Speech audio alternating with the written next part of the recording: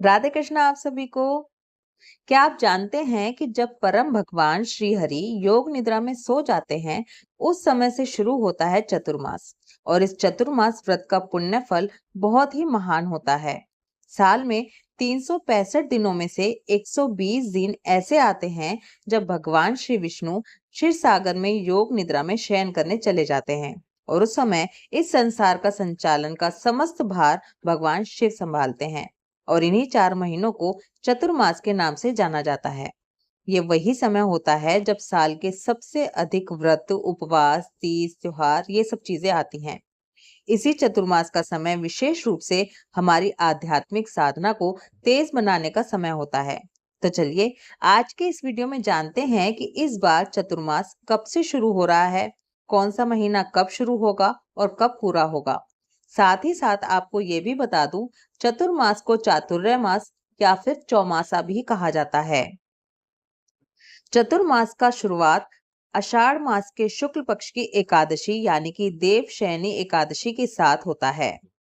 इसी दिन से भगवान विष्णु योग निद्रा में चले जाएंगे और अगले दिन पहले चतुर्मास दिन के रूप में गणना शुरू हो जाएगी। वैष्णव संप्रदाय के अनुसार चतुर्मास का पालन आषाढ़ मास की पूर्णिमा से शुरू किया जाता है और कार्तिक मास की पूर्णिमा तक रहता है। इस बार की आषाढ़ मास की पूर्णिमा होगी 29 जुलाई 2026 बुधवार के दिन।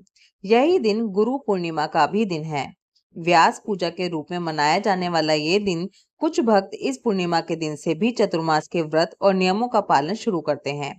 तो चाहे आप एकादशी से चतुर्मास आरंभ करने जा रहे हैं या फिर पूर्णिमा से, दोनों ही तरीके बिल्कुल ठीक हैं। आप दोनों में से किसी भी दिन से चतुर्मास व्रत का आरंभ कर सकते हैं। इस बार चतुर्मास के अंतर्गत आने वाले 4 महीने यानी कि सावन, भाद्रपद या फिर भादो, अश्विन और कार्तिक कौन कौन सी तारीख से शुरू होंगे और कब समाप्त होंगे, सबसे पहले ये जानते हैं। सबसे पहले सावन मास का आरंभ हो जाएगा 30 जुलाई 2026 गुरुवार के दिन से और इसकी समाप्ति होगी 28 अगस्त 2026 शुक्रवार के दिन। चतुर्मास का पहला महीना यानी कि सावन मास में हरी पत्तेदार सब्जियों का त्याग किया जाता है। इस समय के अंदर किसी भी प्रकार की हरी पत्तेदार सब्जियां नहीं खाई जाती। आपको ये भी बता दूं कि चतुर्मास के दौरान या फिर हमारे शास्त्रों में जिस महीने में या जिन त्योहारों पे जिन चीजों का त्याग करना बताया गया है, उसके पीछे बहुत ही सॉलिड साइंटिफिक रीजन भी होता है। चलिए आगे बढ़ते हैं। उसके बाद दूसरा महीना यानी कि भाद्रपद या फिर भादो का महीना शुरू होगा 29 अगस्त 2026 दिन शनिवार से और ये भादो का महीना समाप्त होगा 26 सितंबर 2026 शनिवार के दिन। चतुर्मास के दूसरे महीने में दही का त्याग किया जाता है। दही और उससे बने हुए खाद्य पदार्थ नहीं खाए जाते। तीसरा महीना चतुर्मास का यानी कि अश्विन मास शुरू हो जाएगा 27 सितंबर 2026 रविवार के दिन से और ये समाप्त होगा 26 अक्टूबर 2026 सोमवार के दिन।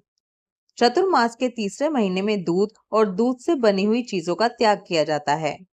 उसके बाद चतुर्मास का अंतिम महीना यानी कि कार्तिक महीना शुरू हो जाएगा, जो पर्सनली मेरा फेवरेट मंथ होता है।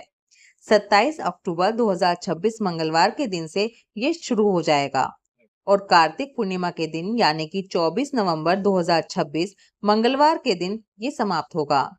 चतुर्मास के इस चौथे महीने में उड़द दाल और उनसे बने हुए खाद्य पदार्थ वर्जित माने जाते हैं। कार्तिक मास के शुक्ल पक्ष की एकादशी यानी कि देव उठनी एकादशी के दिन भगवान विष्णु अपने योग निद्रा से बाहर आते हैं और इसी दिन चातुर्मास का समापन हो जाता है। इसलिए इसे देव उठनी एकादशी के नाम से जाना जाता है।